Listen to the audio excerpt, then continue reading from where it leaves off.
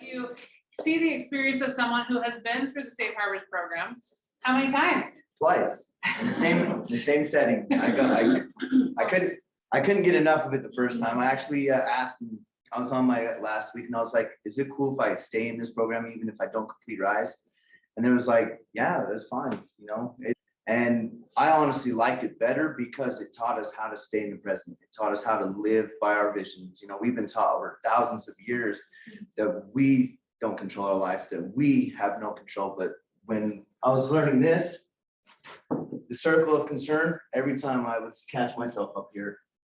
And when someone points that out to you, like, hey, you're living in that place, it would bring me back to, okay, well, what's the vision? I can only control my attitude, where I'm at, what I'm doing, and how I'm doing it. And so if I did that every day, then I can keep moving forward. So the vision is very important. I started writing it down. I mean, I got papers that I still read today. Every day I'll wake up and I'll read a bit of it to think, okay, I put myself back in the mindset. If I have a hard day, I go back to it because every day is hard and struggle for every single one of us. I know all of us struggle because I do. And going through that, I started learning more and more and more how in depth you can go. I cut out all these people out of my life. And now I've lived my I am statement, which it started as I am a creator, because I want to create my own world. I want to create my own life, my own happiness. And it turned into I am a legend. That's my final I am statement, because I want to be a legend. I want to be somebody who's came from the bottom, living a life full of drugs and alcohol and addictions and all that, and coming to be a successful person in society. I left jail with no worries about probation, no anything like that. They got me a job right out the gate. And so when I went to Building Beginnings, which is a sober living house here in Spanish Fort, they were like, what do you need help with? We help with everything. I was like, well, I have my license. I get in the car. I've got a job. I just need a place. And I'm like, well, that's no fun. We like helping you with everything. And it was all because I had that vision to just push forward, to have everything in place, having, you know, when I was just going to go back to my old job. And then she mentioned, well, we know this guy job. I was like, oh, all right, step out of my comfort zone and try something different. Because I used to always live in that past and live in that whole mindset of, oh, I can't control my future. I can't control it. But this gave me, this formula gave me that hindsight to do it. I still write in my journal today, I am statements when I get up. My goals are not goals of 3 weeks, 4 months down. They're goals of today. I'm going to do my laundry. I'm going to make sure I eat good meals. I'm going to make sure I try and take care of myself and go to the gym. And so like in the mornings, I'll get up because I hate getting up in the morning. And so 6 o'clock goes around. I'm like, I don't want to get up. I don't want to go anywhere. I just rather wait until I got to go to work and then go to work. And I start sitting there thinking, well, that's not what I was taught. That's not what Amy and Josh taught me. Every morning gets me that. And I'm like, oh crap, Josh could see me right now. He would kick my butt. He would tell me to get up out of bed and go work out, you know? And so I started this routine to where I get up in the morning and I start working out because I can control that. I can control by paying attention on my health. And when I'm doing my workouts, I'm not just sitting there 1, 2, I'm sitting there thinking, I am. I used to be I will, or I can. And she put it in my head, you're like, well, if you will, then it's never going to come, because when that will gets there, another will sets in place. And so I started replacing that with, I am going to do this. I am doing this. Instead of making it in the future, even if it wasn't true, I still put it down because it became true. Now I am a successful person. I do make good money. I do have good friends. I go to church. I've got my temple recommendations, which I never thought I would do. And it just snowballed because I set myself in that present moment. I set myself in that light that was at the end of the tunnel, even though the darkness was around me. When I was in jail, I would go back and I would spend every time from 4 o'clock until head count at 6, writing what I wanted to be, what my life I wanted to see, the things that I wanted to do, because I knew they would come if I wrote them down. That's the first thing of affirmation, is writing something down. The vision board. I have a vision board at my house right now. I should have took a picture of it.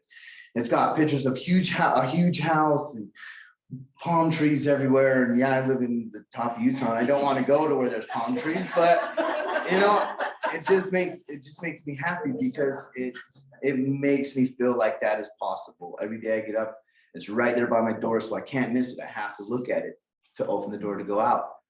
And ever since then, like now, I didn't think I'd ever reconnect with my family. And I put them in the outer part of my control because I couldn't control that. If they came, they came. And about a month ago, my brother found me, my oldest brother, and he said, hey, we just had the Christmas party and all the kids under 18 were asking where he was at. And when one of the family members said, well, he's not part of our family, all the kids that were under 18 got up and left the house. They all went and sat in the cars. And I started crying because it touched me. I didn't think that that would happen.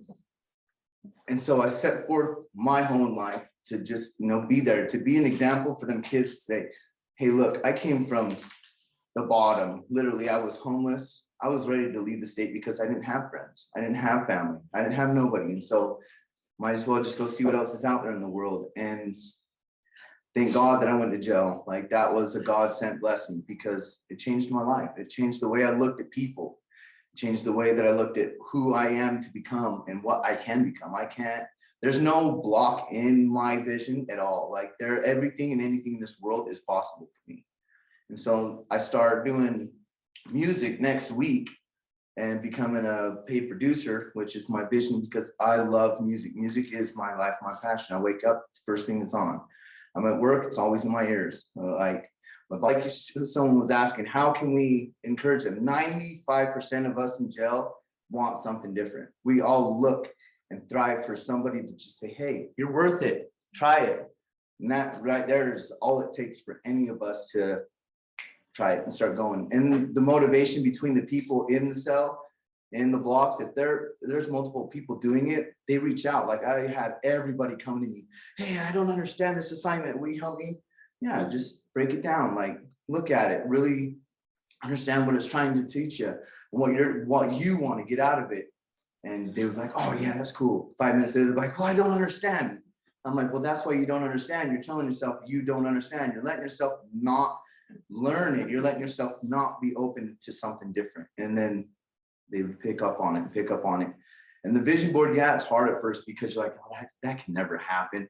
I can never have nice cars or debt free, but you can because you control it. You control how you spend your money, what you spend it on, how you save it, where you invest it. You control that. Nobody else can say. There's one that I did, I can't remember what it was, but they was teaching us about being more concerned about what you're doing and not what everyone else is doing, because you can't control people. You can't control anyone around you. They may treat you bad. How you react is the only thing that matters.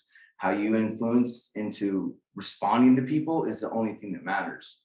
I can go on forever because it's such a wonderful thing to be, not a lot of people are teaching people these things. And I love this program because it is teaching us. It's not just saying, okay, here's this, go ahead, go do it. No, it's all right, well, we start here. My goals, my creators, and then my challengers are always around me. I keep people around me that don't want to succeed as my challengers, because I look at them and say, all right, I don't want to be in that position no more. I don't want to be there. So I'm going to strive to be better so that they can see me like, all right, well, he's doing it. Let's just try it his way. I'm just open to feedback. And that's probably why I absorbed this class so much, is because I'm ready for change. I'm not ready to keep going down the path I was going because it was just destroying my life. I didn't care about if I lived or died. I didn't care about who was around me because it was just me. And now I'm here and I got family back. Like they talk to me here and there, and we got the family reunion coming up in a couple months. And so I'm kind of nervous to go, but I'm excited because that's something I didn't even try for it. I didn't even push for it. I didn't tell anybody I was out. I didn't tell anybody where I was. They found me. And I believe it's because I put my vision to board. I put my vision to paper and not just in my head. I didn't just think, okay, well, I'm just going to do this. No, I wrote it down. When I got out, I started cutting pictures out of magazines. I'd see something online and I'd take a picture and I'd save the picture of it. And I'm like, that'd be cool on my vision board.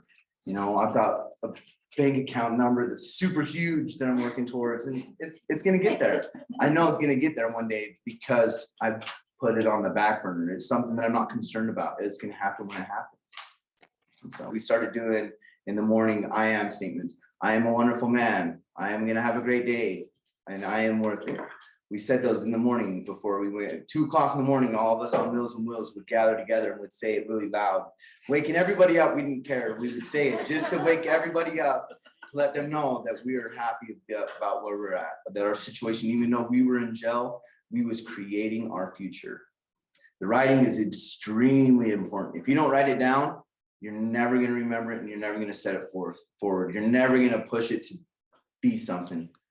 You know, you're never going to have that autonomy to be able to be like, okay, well, I was right. I was thinking about this the other day. You don't remember everything you think. We think 50,000 thoughts every day.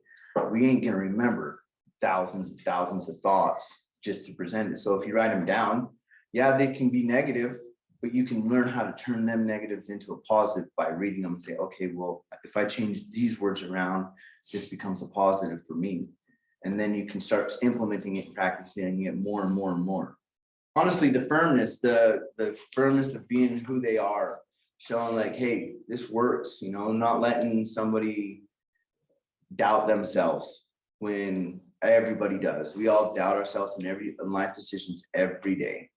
But when somebody comes in and they actually genuinely care about your well-being, because we have been there, he has been there, his story touches everybody. Everybody wants to know Josh's story, and then they hear it and they're like, oh, wow, okay, he was there too. You understand what we're going. A lot of people on my side of the life that I was living, we don't like to connect with people who don't know what we've been through, who haven't walked the walk or been through that.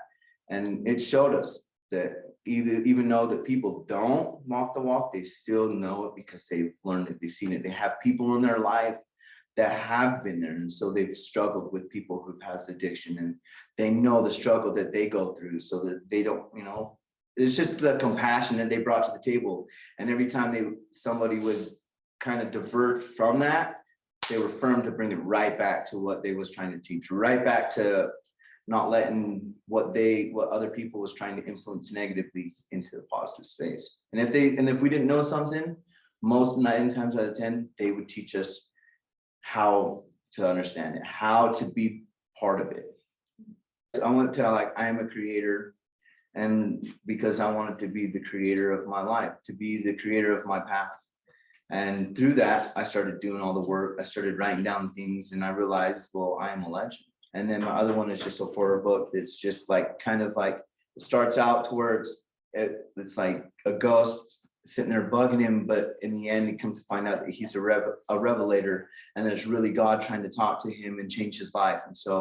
And that one's based on like my experience with this program. Is in the beginning, I was just going there to get out of being in the cell blocks. Honestly, that's really why I took it, is because I want to be in the cell blocks. And then at the same time, I was like, okay, well, I need to at least have something to start off with. And I heard they can help me get into a sober living or help me with things. And so I was like, okay, I'll try and get into it. And then I went to one of them, and then one of the other guys, his name's Palu, he went to the Red Barn, and he told Nilsson, he's like, well, he came with us last week. Can he just go?